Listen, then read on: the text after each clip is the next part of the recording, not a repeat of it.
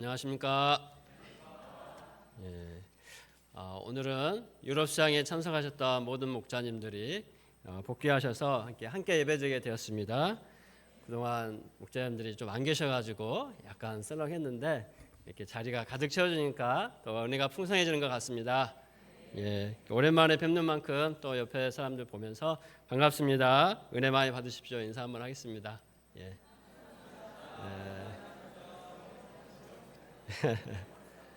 예, 감사합니다. 오늘 말씀의 제목은 깨어있으라입니다. 요절로 37절 말씀 읽고 제가 기도하고 말씀 전하겠습니다. 시작. 깨어있으라. 내가 너에게 하는 이 말은 모든 사람에게 하는 말이니라 하시니라. 사랑과 은혜가 풍성하신 하나님 아버지, 한 주간 저희를 지켜주시고 또 이 예배 자리에 인도해 주셔서 감사를 드립니다. 말씀을 통하여서 저희 한 사람 한 사람에게 주님의 말씀이 임하게 도와주시기를 간절히 기도합니다. 시종을 주님께 의지하오며 예수님의 이름으로 기도드렸습니다. 아멘.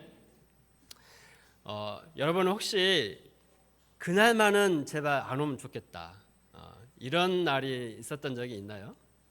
저는 국민학교 다닐 때 여름방학 동안 신나게 놀고 나서 내일 개학을 이제 하는 날이 다가왔습니다. 그런데 문제는 이 숙제를 안 한 거예요. 노느라고. 특히 일기 숙제를 해야 될 때 다들 그런 경험이 있으실 것 같은데, 한 달 전부터 한 달 전 날씨가 어땠지? 내가 한 달 전에 뭐 했지? 이런 거 기억하면서 막 숙제하느라고 날샌 적 혹시 다들 한 번쯤 있으실 것 같습니다. 정말 그때가 되면 후회의 눈물을 흘리면서 정말 날마다 일기에 꼬박꼬박 잘 쓸 걸, 그런 생각을 합니다. 반면에 매일 깨어서 그날 해야 할 숙제를 다 하고 개학날이 다가오면 얼마나 뿌듯합니까?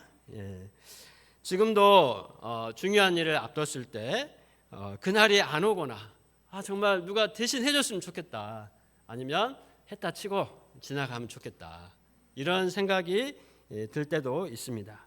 그날이 너무나 부담스럽고 그걸 감당하기가 자신이 없거나 힘들기 때문입니다.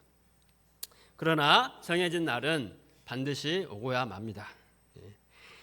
우리 인생의 마지막 날, 이 세상의 끝날도 이처럼 반드시 옵니다.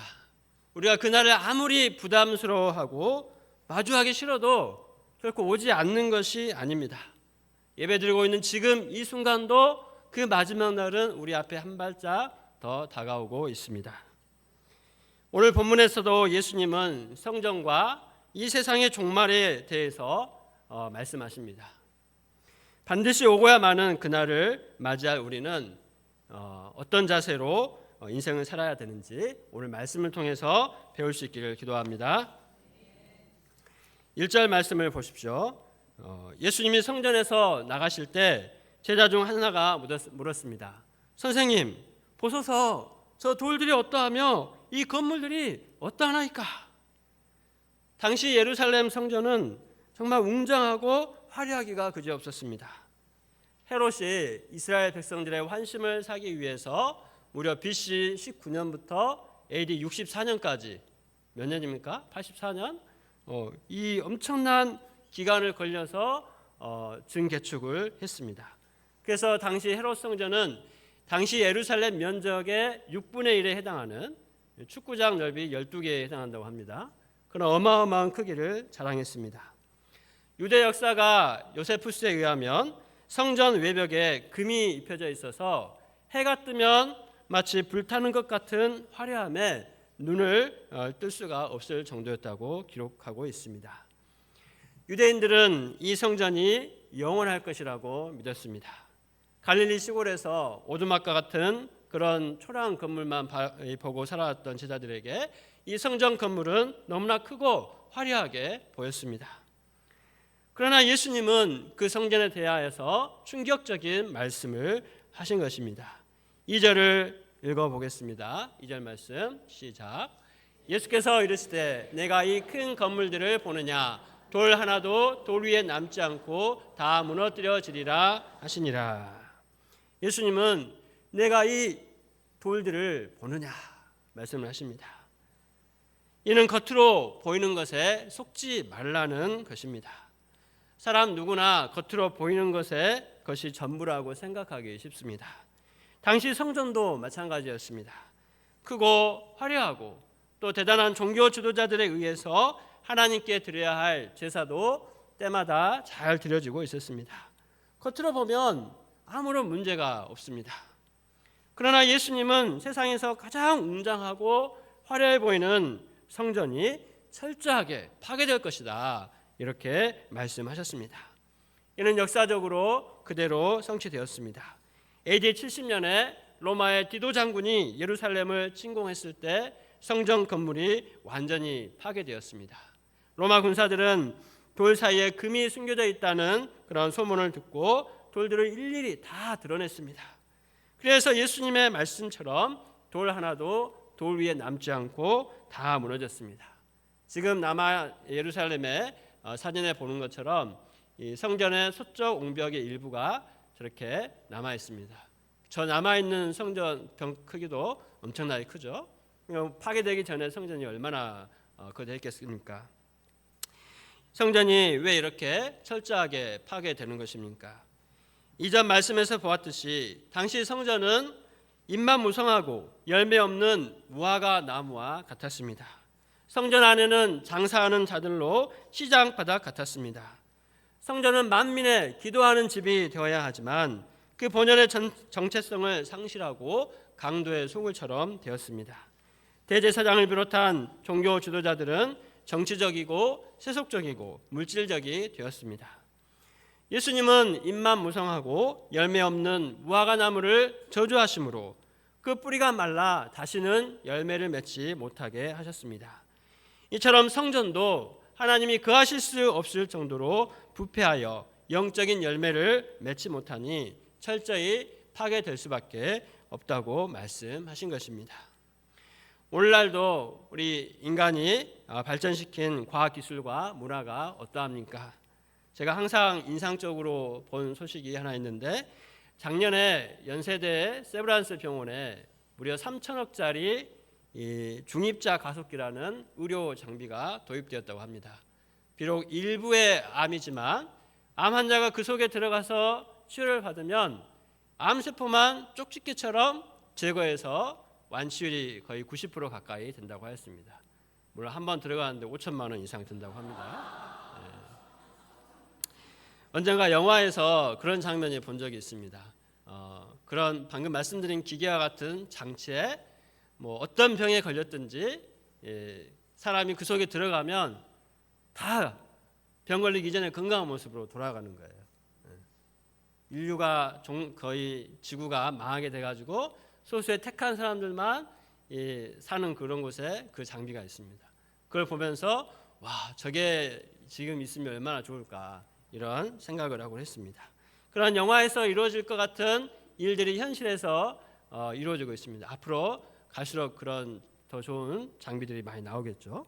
또 요즘 AI 인공지능 기술은 어떠합니까? 사람 대신 앞으로 운전도 대신 해주고 또 일도 대신 해주고 또 학생들 숙제도 대신 해줍니다. 교수님들이 AI로 한 숙제 찾아내느라고 골머리를 앓고 있다고 하죠. 그러나 이러한 과학기술이 아무리 발전을 해도 해결할 수 없는 것이 있습니다. 바로 인간의 죄 문제입니다. 사람을 갈수록 죄에 무뎌져서 날마다 끔찍한 범죄가 끊이지 않습니다. 화려한 성전이 무참하게 파괴되듯이 이 세상도 결국은 죄로 인해서 멸망하게 될 것입니다. 제자들은 예수님의 말씀을 듣고 큰 충격을 받았습니다. 그들은 예수님이 감람산에서 이 성전을 바라보시며 앉으셨을 때 조용히 다가와서 물었습니다. 우리에게 이루소서 어느 때에 이런 일이 있겠사오며 이 모든 일이 이루어지려 할 때 무슨 징조가 있사오리까? 제자들은 이 거대한 성전이 정말 무너질까? 하나님이 함께 하시는 성전인데 하면서 예수님의 말씀이 도무지 믿기지 않았습니다. 그래서 예수님께 그 때와 징조에 대해서 물은 것입니다. 이에 예수님은 그 때와 징조에 대해서 자세히 말씀해 주십니다. 첫째로 예수님은 사람의 미혹을 받지 않도록 주의하라고 하십니다. 5절과 6절을 같이 읽겠습니다. 시작. 예수께서 이르시되 너희가 사람의 미혹을 받지 않도록 주의하라. 많은 사람이 내 이름으로 와서 이르되 내가 그라하여 많은 사람을 미혹하리라. 22절 말씀에서도 거짓 그리스도들과 거짓 선지자들이 일어나서 이적과 기사를 행하여 할 수만 있으면 택하신 자들을 미혹하려 할 것이다 라고 말했습니다.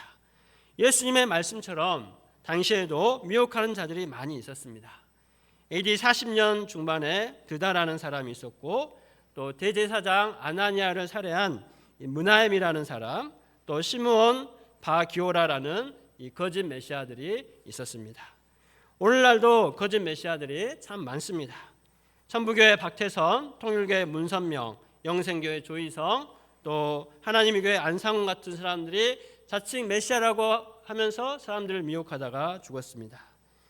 또 지금은 신천지 이만희가 자신을 메시아라고 하면서 온갖 거짓말로 수많은 사람들을 미혹하고 있습니다. 그뿐 아닙니다. 작년에 넷플릭스에서 방영한 나는 신이다라는 다큐에서 제이메스 정명석을 비롯한 이 사람들을 미혹하는 온갖 거짓 메시아들의 악행을 다루는 것을 보여주었습니다. 저기 2단 계보 보시죠.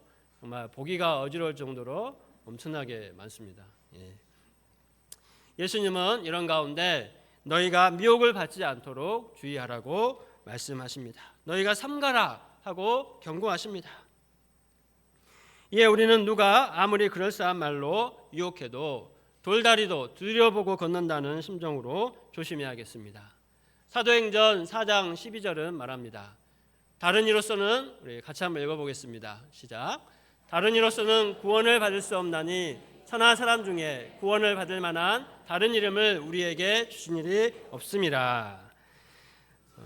내 죄를 위해서 십자가에서 못 박혀 죽으시고 부활하신 예수님 외에는 다른 구원자가 없습니다.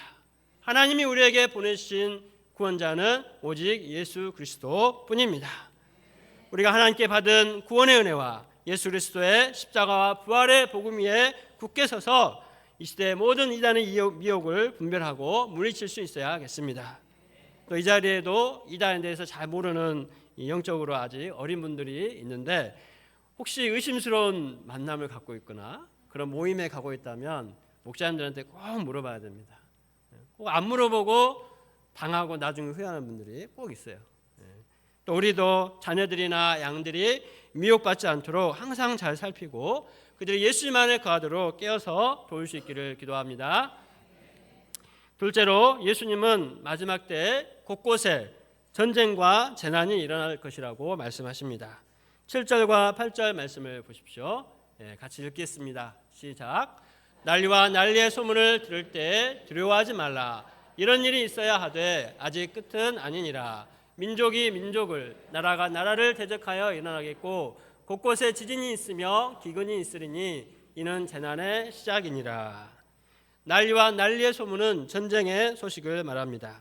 예수님이 부활 승천하신 후에도 이스라엘은 많은 전쟁이 있었습니다. 오늘날은 말할 것도 없습니다. 우크라이나와 러시아는 2년 넘게 전쟁을 계속하고 있고, 또 이스라엘과 하마스의 전쟁은 중동 전역으로 확전될 위기 가운데 있습니다. 우리가 잘 모르지만 아프리카나 중남미에도 내전과 쿠데타가 끊이지 않고 일어나고 있습니다. 중국은 대만을 호시탐탐 노리고 있고, 우리나라는 여전히 남북 대치 상황 가운데서 주변 강대국들과 긴장을 갖고 있습니다. 요즘 세계적으로 우리나라 무기가 엄청나게 잘 팔리고 있습니다.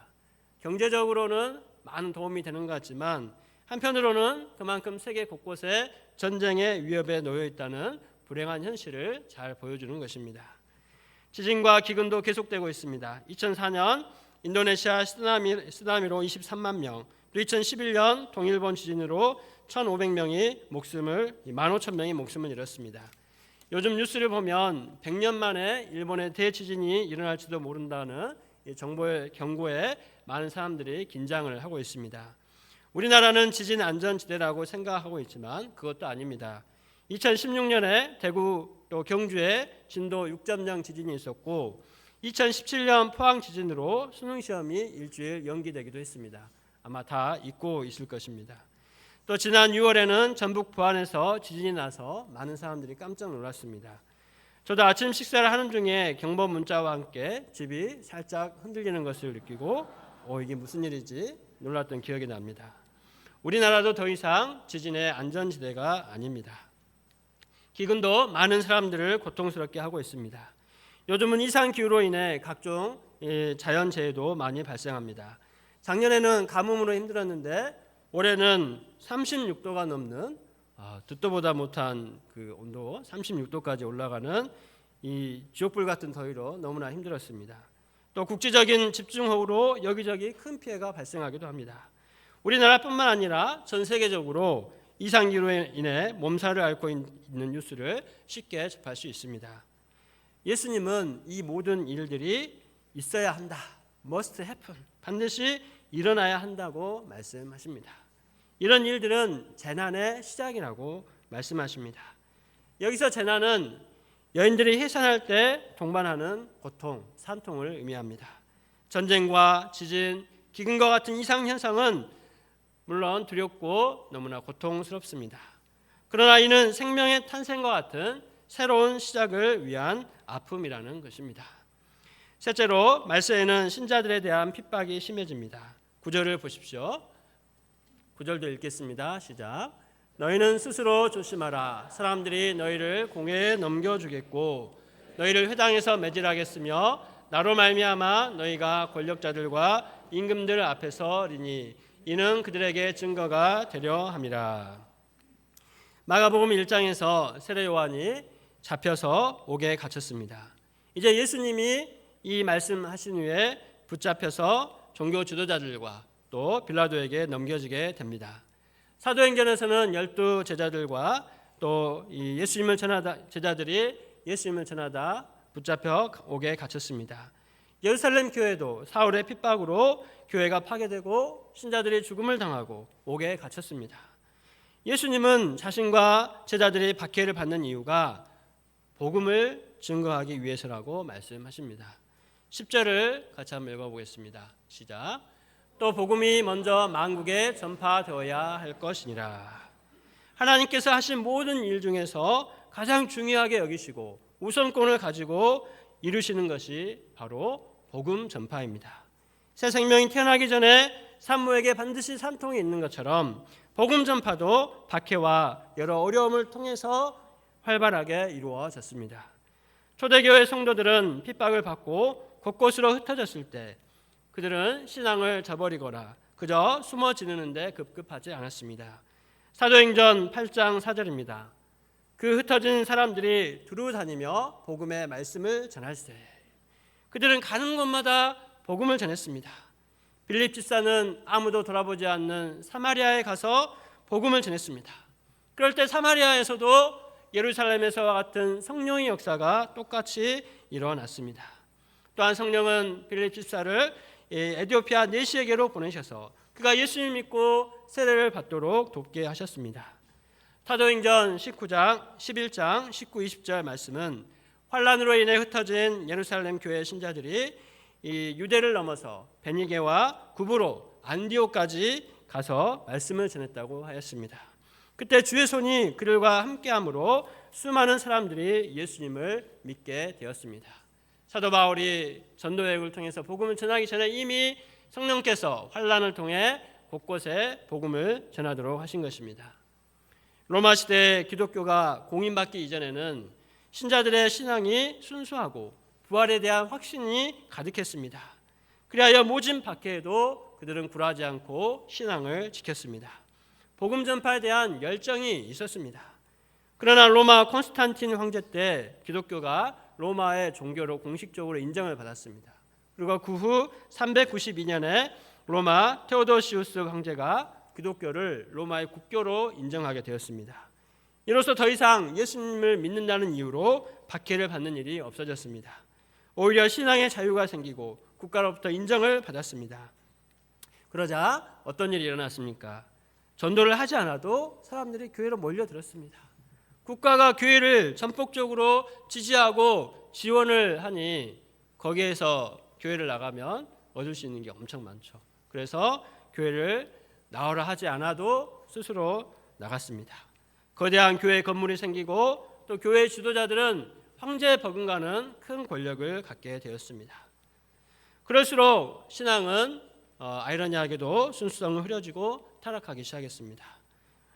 이 말은 무조건 우리가 박해받고 어려운 가운데서만 신앙생활을 해야 된다는 그런 말은 아닙니다. 우리가 박해를 받는다면 그때 오히려 우리가 주님의 말씀을 기억할 때 박해를 하나님 앞에서 영적으로 해석할 수가 있고 또 그 가운데서 우리가 무엇을 해야 하는지 알 수 있다는 것입니다. 예수님은 신자들이 박해를 받을 때 염려하지 말라고 하십니다. 이는 성령께서 할 말을 주시기 때문입니다. 12절 말씀을 보면 형제가 형제를 아버지가 자식을 죽는 데 내주며 자식들이 부모를 대적하여 죽게 하는 더 큰 핍박이 온다고 했습니다. 지금도 인도나 이슬람권 문화에서는 예수님을 믿으면 가족들의 손에 죽임을 당하기도 하는 일이 일어납니다. 예수님의 제자들도 대부분 선교지에서 순교를 당했습니다. 이러한 핍박을 받을 때 얼마나 두렵겠습니까?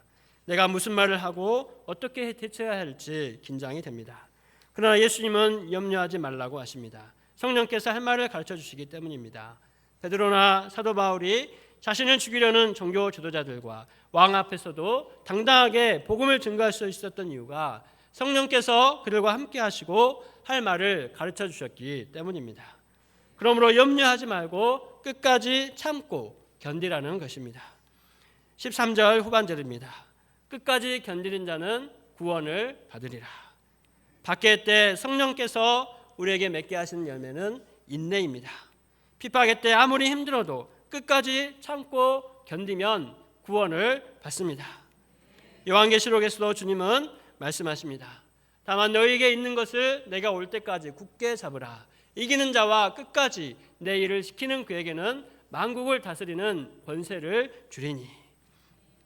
끝까지 믿음을 지키는 자는 하나님께서 생명책에서 그 이름을 결코 지우지 않으십니다. 하나님 앞에서 그의 이름을 시인하신다고 약속하셨습니다. 우리가 말세의 때 반드시 박해가 있고 그때 끝까지 견디는 자는 구원을 받는다는 사실을 잘 기억해야겠습니다. 무엇보다 말세의 때일수록 적극적으로 복음을 전해야겠습니다. 10절을 다시 한번 읽어보겠습니다. 시작. 또 복음이 먼저 만국에 전파되어야 할 것이니라. 말세의 징조가 나타나면 사람들은 두려워하여 어찌할 바를 모릅니다. 생필품을 사재기하고 안전지대를 찾아 헤맵니다. 어떤 사람들은 어차피 죽을 테니 마음껏 먹고 마시고 놀자 하며 쾌락을 즐깁니다. 그러나 예수님은 복음이 먼저 만국에 전파되어야 한다고 말씀하십니다. 마태복음 24장 14절에서도 이 천국 복음이 모든 민족에게 증언되기 위하여 온 세상에 전파되리니 그제야 끝이 오리라 말씀하셨습니다. 지난 유럽 시장의 폐해 메시지를 한국 대표 김니에미아 목사님이 디모데 후서 4장 1절 말씀으로 전하셨습니다. 너는 말씀을 전파하라. 때를 얻든지 못 얻든지 항상 힘쓰라. 범사의 오래 참음과 가르침으로 경책하며 경계하며 권하라. 때를 얻든지 못 얻든지 말씀을 전파할 때 어떤 일이 일어납니까? 1867년 7월 이 런던 선교부에서는 이 로버트 토마스 선교사를 중국에 파송했습니다.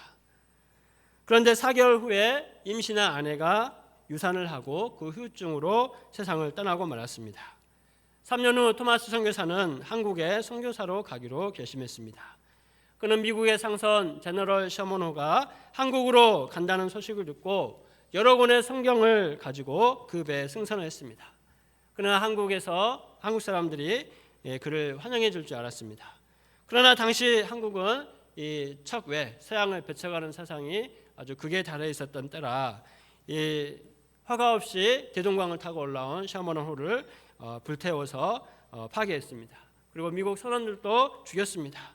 그때 토마스 선교사도 붙잡혀서 죽게 되었습니다. 그는 자신을 죽이려고 다가오는 관군에게 성경을 전해 주었습니다. 그리고 순교를 당했습니다. 그때 그의 나이 27살이었습니다.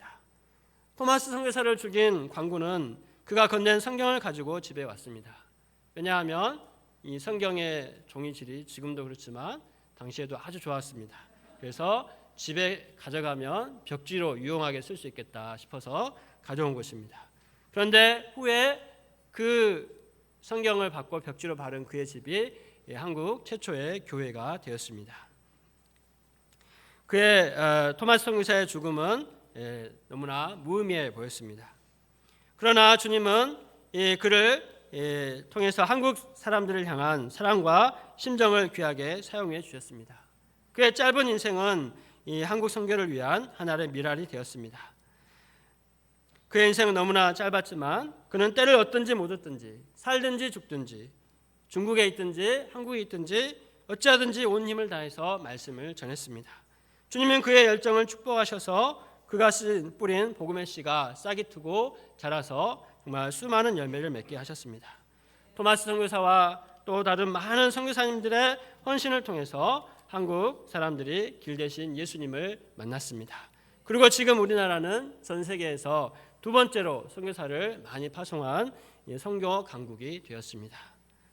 이처럼 죄로 인해 길을 잃고 방황하는 이 말세의 때 진정한 구원의 길은 바로 하나님의 말씀에 있습니다. 그러므로 말씀을 전파하는 일에 힘쓰라는 것입니다. 지난주에 중앙아시아 수양회에 참석하고 오신 하넬리아 목자님에 의하면 불신자 양들이 수양회를 통해 복음을 듣고 소감서를 발표하는 것에 큰 은혜를 받았다고 하셨습니다. 또 우리 여름 수양회와 JBF 수양회에서도 양들과 이세들이 말씀을 통해 예수님을 영접하고 소감을 발표하는 것을 통해 큰 은혜를 받았습니다. 우리뿐만 아니라 본부 홈페이지에 보면 전국 각 센터 여름 수양회 보고가 있습니다.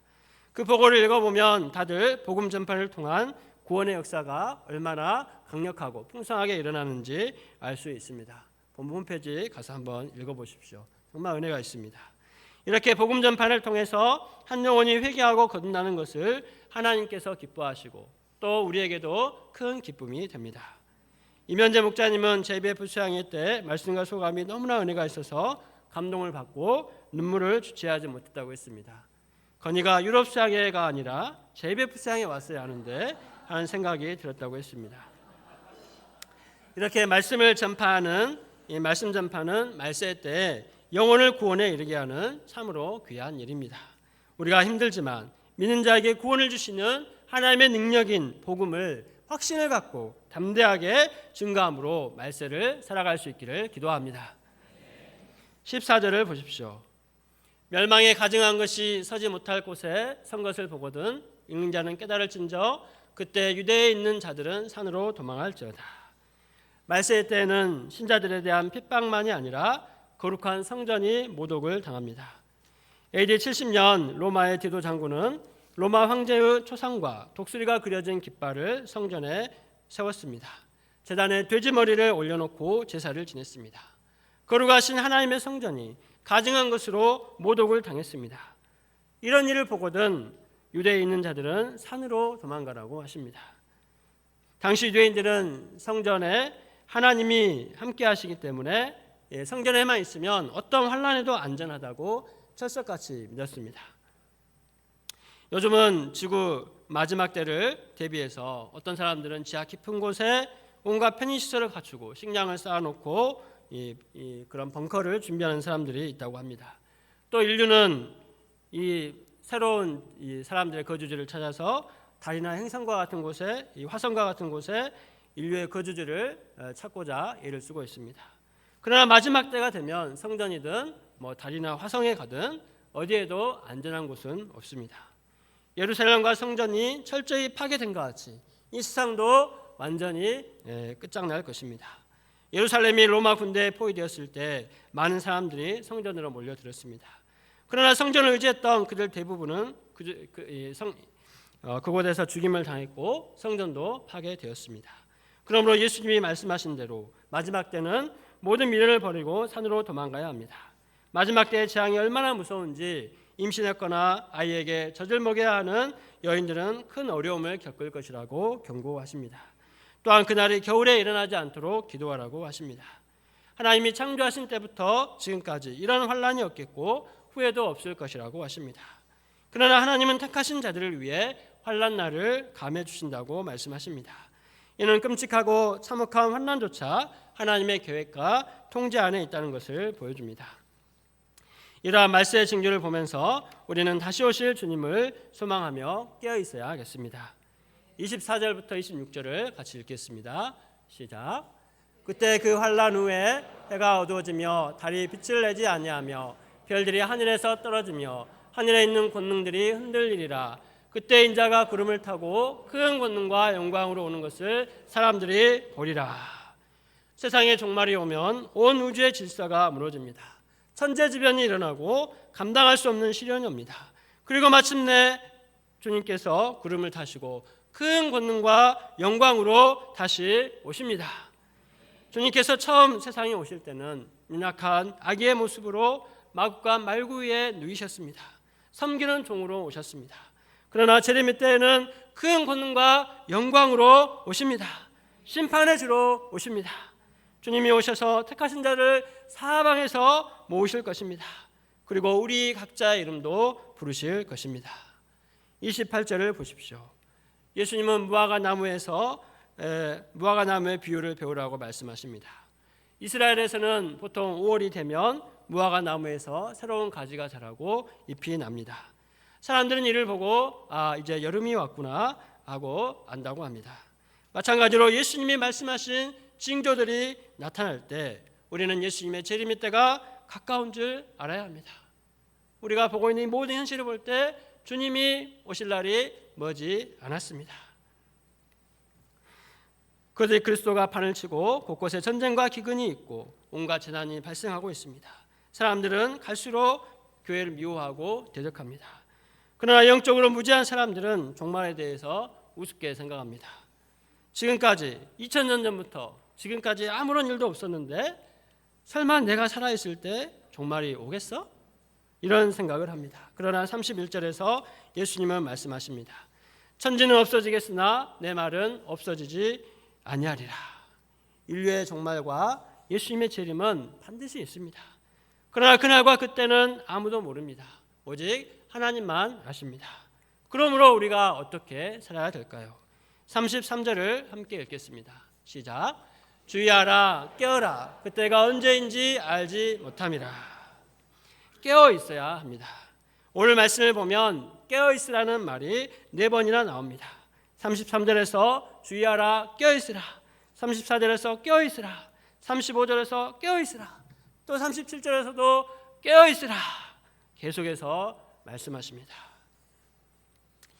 그가 호련히 와서 너희가 자는 것을 보지 않도록 하라. 깨어 있지 않고 자고 있다가 갑자기 주님이 오시면 어떻게 되겠습니까? 영적으로 풀어져서 죄의 잠에 빠져 있는데 주님이 오시면 얼마나 부끄럽겠습니까? 주님이 언제 오실지, 내가 언제 주님 앞에 서게 될지 모르기 때문에 우리는 항상 깨어 있어야 하겠습니다. 로마서 13장 11절로 14절은 말합니다. 또한 너희가 이 시기를 알거니와 자다가 깰 때가 벌써 되었으니 이는 이제 우리의 구원이 처음 믿을 때보다 가까웠습니다. 밤이 깊고 낮이 가까웠으니 그러므로 우리가 어둠의 일을 벗고 빛의 갑옷을 입자. 낮에와 같이 단정히 행하고 방탕하거나 술 취하지 말며 음란하거나 호색하지 말며 다투거나 시기하지 말고 오직 주 예수 그리스도로 옷 입고 정욕을 위하여 육신의 일을 도모하지 말라. 깨어있는 삶은 우리가 받은 구원의 은혜를 굳게 붙들고 꽉 붙드는 것입니다. 그리고 하나님의 자녀로 합당하도록 거룩하게 사는 것입니다. 예수님을 모르던 때와 같이 방탕하며 술 취하며 음란과 호색, 다툼과 시기심의 어둠의 일을 벗고 정욕을 위해서 육신적으로 살지 않는 것입니다. 적극적으로 성령을 따라 행하며 세월을 아껴 열심을 품고 주를 섬기는 것입니다. 지난주 말씀처럼 나의 마음을 다하고 목숨을 다하고 뜻을 다하고 힘을 다해 하나님을 사랑하며 이웃을 사랑하는 것입니다. 무엇보다 적극적으로 복음을 전하며 살 때 우리는 영육간에 깨어 있을 수 있습니다. 김한들의 목사님이 JBF 수양회 때 무릎을 다쳐 입원을 하고 수술을 해야 했습니다. 그런데 가장 먼저 예찬 형제 말씀 공부를 해주었습니다. 또 퇴원을 하고서도 가장 먼저 예찬 형제를 불러서 말씀 공부를 하고 맛있는 점심을 사주었습니다. 그러나 안드레 목사님의 얼굴은 섬기느라고 무릎을 다쳤다는 손해심정이나 피해의식보다는 기쁨으로 해같이 빛나는 것을 보았습니다. 말씀으로 한 사람을 도울 때 사람이 얼마나 이렇게 깨어있게 되는지 잘 볼 수 있었습니다. 우리는 주님 오심을 사모하며 믿음으로 살고 있습니다. 우리가 더욱더 주님의 재림을 기다리며 깨어있고자 한다면 한 영혼을 위해서 기도하고 말씀으로 돕기를 바랍니다. 그러면 마치 부모가 아무리 일하기 싫어도 일어나기 싫어도 새벽부터 일어나서 밤늦게까지 부지런히 일하고 기도함으로 자식들을 키우는 것처럼 이렇게 깨어있을 수가 있습니다. 이제 2학기가 다가오고 있습니다. 무더위도 조금씩 꺾이고 있습니다. 이제 우리가 다시 합심하여 기도하고 복음을 전하는 일에 힘쓰기를 기도합니다. 저는 목자님들의 유럽상의 참석으로 자리를 비우신 3주가량 누구보다 영식간에 깨어있어야 했습니다. 새벽에 가장 먼저 센터에 나와서 새벽기도 환경을 준비하고 새벽 예배를 섬겼습니다. 4명 목자님 계실 때는 목자님 계시니까 조금 여유 있게 나왔는데 이번에는 그렇게 할 수가 없었습니다. 또 주일 메시지를 준비하느라고 말씀을 붙들고 씨름을 했습니다. 각종 모임을 인도하고 센터를 지켰습니다. 이렇게 깨어있는 것은 약간의 피곤함도 있었지만 부족한 저를 통해 교회와 동역자들을 섬기게 하심을 생각할 때 감사가 되었습니다. 그러나 한편으로 방학 동안 집에 간 양들을 영적으로 잘 케어하지 못하여 아쉽고 안타까운 마음이 들었습니다. 방학인데다 날도 너무나 더워서 이를 핑계 삼고 전도를 열심히 하지 않은 것도 마음에 걸렸습니다. 바쁜 일을 핑계로 선배대로 선교사 가정을 오랫동안 연락하지 못하고 말씀 공부로 돕지 못했습니다. 이렇게 말씀 전파하는 것에 소홀할수록 목자로서의 사명감과 심정이 흐려지고 스피릿이 많이 떨어졌습니다. 제가 다시 양들을 돌아보고 복음을 전하여 새롭게 한 영혼을 말씀으로 돕는 일을 최우선으로 감당하여 영육간에 깨어있을 수 있기를 기도합니다. 2학기 캠퍼스 역사와 내년 전국 학생 수양회를 성령을 의지하여 기도함으로 감당할 수 있기를 기도합니다. 결론입니다. 이 세상은 종말의 징조로 가득합니다. 지금 당장 이 시간에 주님이 오셔도 우리는 전혀 이상하지 않습니다. 우리는 오실 주님을 영접할 준비가 되어 있는지 스스로를 살펴보아야겠습니다. 우리가 그동안 날씨가 덥다고 몸과 마음이 많이 느슨해졌습니다. 다시 일어나서 새벽을 깨어 기도하고 일용할 양식 말씀을 절대적으로 감당해야 되겠습니다. 적극적으로 캠퍼스에 올라가 한 양을 섬김으로 깨어 있어야겠습니다. 오늘 말씀을 통해 지금 당장이라도 주님이 오실 수 있음을 다시 한번 생각하게 되었습니다. 그러므로 지금 이 순간이 내 인생의 마지막 순간인처럼 하나님께 예배드리며 복음을 전파함으로 영육간에 깨어있는 주님의 종들이 될 수 있기를 기도합니다.